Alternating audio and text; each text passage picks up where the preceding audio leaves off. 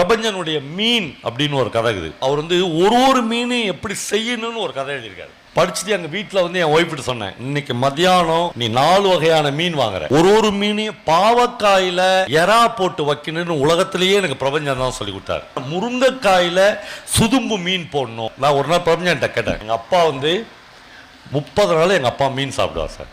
வெறுத்துருவேன் நான். என்னடா இந்த ஆளு காலையில் மத்தியானம் சாயங்காலம் ராத்திரி எல்லாமே மீன் தான், மீன் இல்லாத அவரால் வாழவே முடியாது.